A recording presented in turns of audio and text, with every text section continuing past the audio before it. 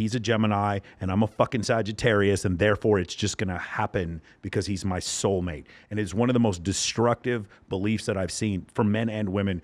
The cool thing that I'm learning when it comes to relationships in general, I feel like I am a late bloomer when it comes to relationships, because I decided to, I was with my ex for so long, and then I decided to really just work on myself. And I genuinely just have no interest in dating. I just like working, and my current partner is more because it was by chance than me actually being interested in dating in the moment.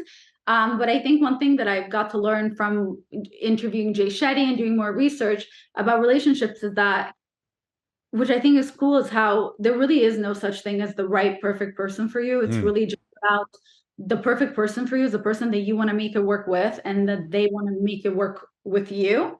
That's your person. So it's two people constantly showing up for each other. So I think people sometimes maybe they're asking the wrong questions, or they have the wrong definition of what they think love should look like based on social media, what they see everywhere else, or the people that they're looking for. And they try to look for all these outside attributes, whether it's from just looks, or, I mean, I get it, you have to be attracted to someone, or having loads of money and all this, when in reality, sometimes it really is nice to find someone who can just understand how you feel, or have a similar love language, or want to work on communicating with you better. Like, so far, I would say what I've got to learn from my current partner is that he always shows up, emotionally, I would say. And that's been really cool. And I'm definitely the person in our partnership that wants to run away every time there's vulnerability and all that. But he's the one that has forced me to have the tough conversations that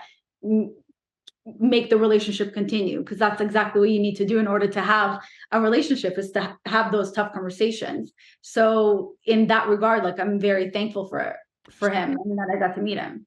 So you say some people think they deserve happiness or deserve a perfect relationship, and what you're saying is you have to work for it, and both sides have to work for it.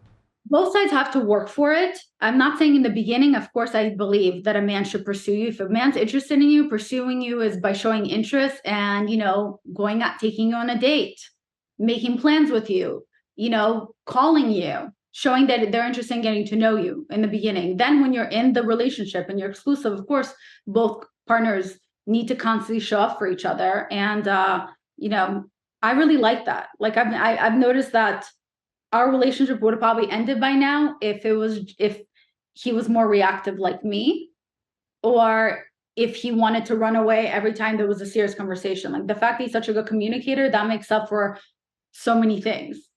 So I would say I didn't even realize that was what I was looking for until now. So I'm just saying, give people a chance sometimes, and stop trying to look for all these other things. Like,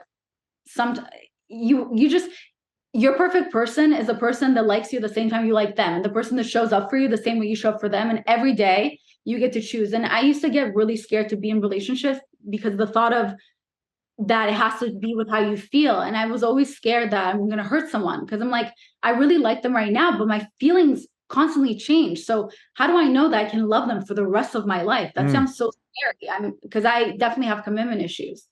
And I was always very afraid of that. But then recently I finally realized that knowing that feelings change all the time, I thought there's something more romantic about the fact that we get to choose. So I get to choose every day that I want to be with this person.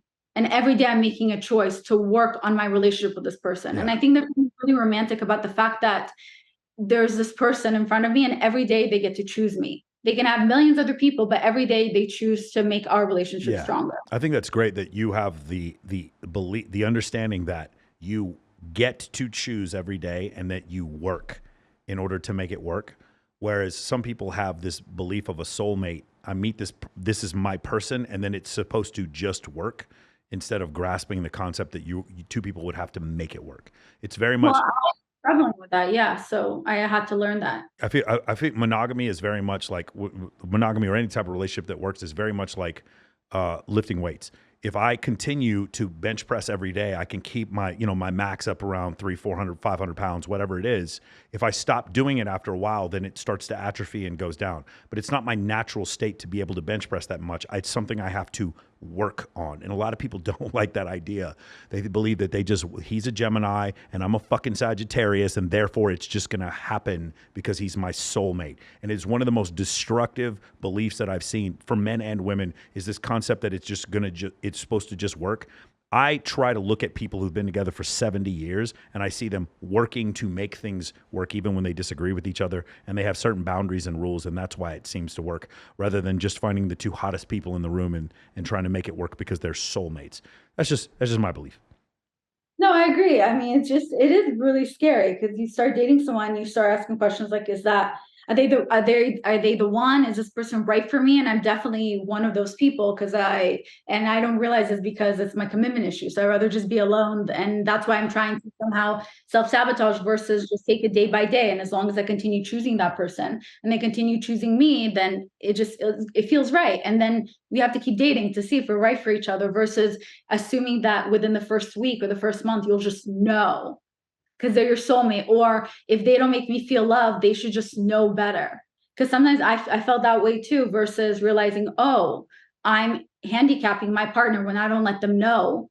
And I'm setting them up for failure when I don't let them know what I need to feel loved, by just assuming they should know. So when they don't do it, I'm disappointed, versus saying, hey, this is what makes me feel loved.